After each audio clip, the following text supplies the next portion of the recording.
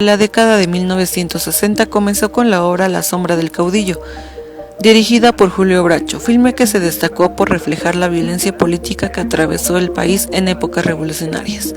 La adaptación cinematográfica de la novela escrita por Martín Luis Guzmán fue censurada por 30 años a petición de la Asociación Militar Legión de Honor, argumentando que solo presentaban hechos inmorales y denigrantes al movimiento revolucionario.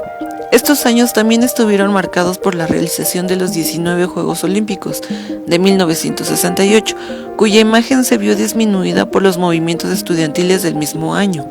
Estos eventos se vieron registrados en documentales como Olimpiada en México en 1968 de Alberto Isaac, El Grito en 1970 de Leobardo López Artech y Crates.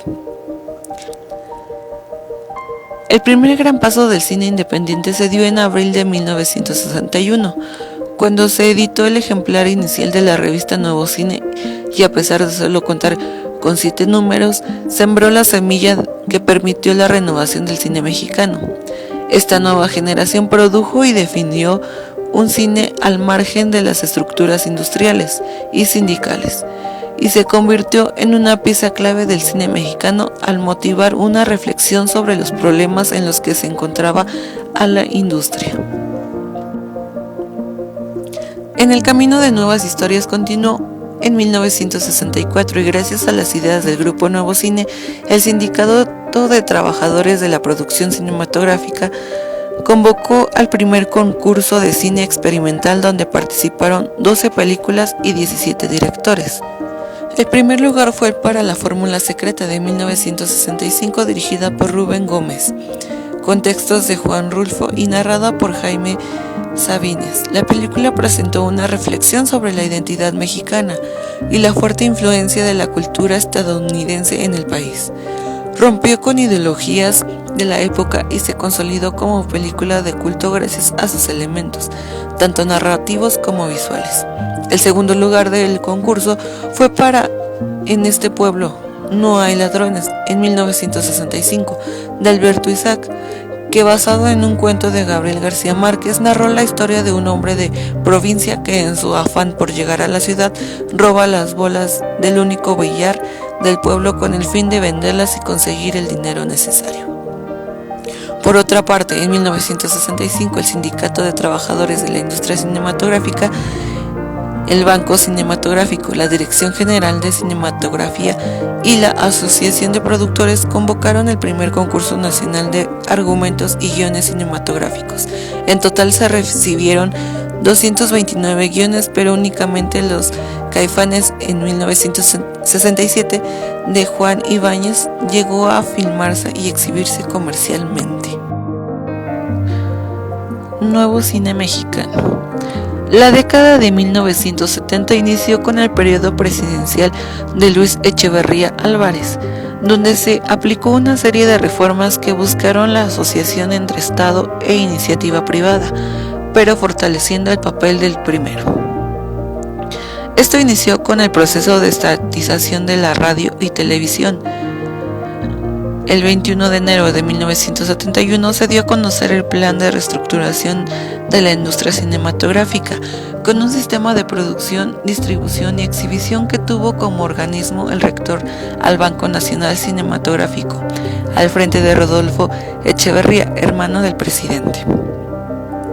Con este nuevo plan se permitió la edificación de la Cineteca Nacional en 1974, el restablecimiento de los premios Ariel y un año después la apertura del Centro de Capacitación Cinematográfica.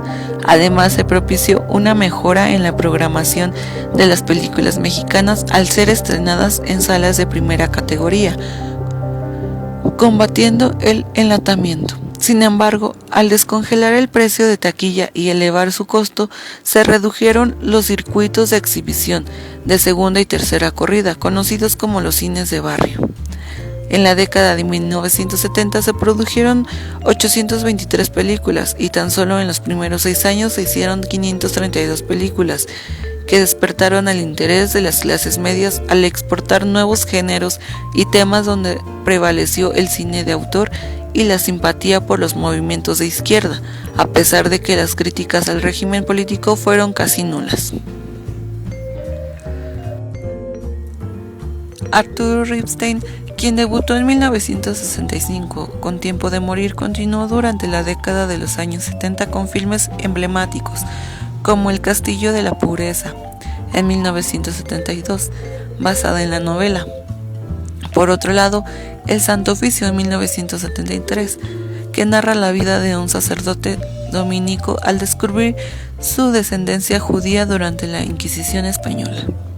Más adelante, también realizó El lugar sin límites en 1979.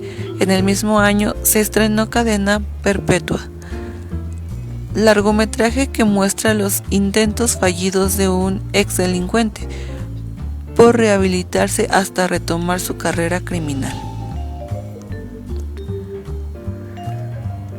Por otra parte, Felipe Casals, después de adquirir prestigio en la industria mexicana con la superproducción Emiliano Zapata en 1970, produjo varias de sus obras más importantes, como El Apando en 1975, filme con toques históricos sobre la cárcel de Lecumberri y las protestas surgidas por la situación de los jóvenes encerrados en el Apando. Canoa en 1976, filme basado en hechos reales y con el que se hace creador al Oso de Plata en el Festival de Cine de Berlín. Narró la problemática de 5 jóvenes al ser confundidos por radicales comunistas en un pueblo con fuertes paranoias religiosas. Ese mismo año, con Los Poquianchis en 1976, mostró un grupo delictivo conformado por 3 hermanas, quienes mantenían una red de prostitución y corrupción.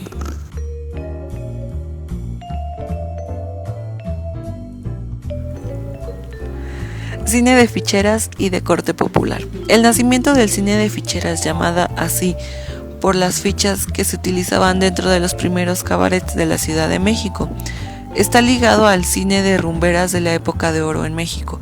Estas figuras femeninas, nacidas en la década de los 30, dieron paso a que las ficheras surgieran como un icono de la cultura popular en los 70 y un símbolo de la sexualidad femenina. De forma paralela, durante estos años continuaron las producciones de bajo costo y de corte popular, aprovechando un ambiente de libre de censura sexual llamado cine de ficheras. Comenzó su apogeo. Se realizaron 30 películas de este tipo hasta 1981, entre las que se destacaron las producciones de Arturo Martínez, Rubén Galindo y René Cardona. Así surgiendo el desmantelamiento del cine.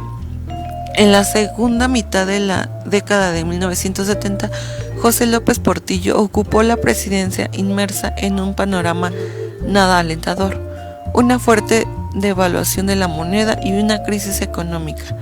Esto finalmente llevó al desmantelamiento del cine y la injerencia que el Estado poseía sobre el cine prácticamente llegó a desaparecer.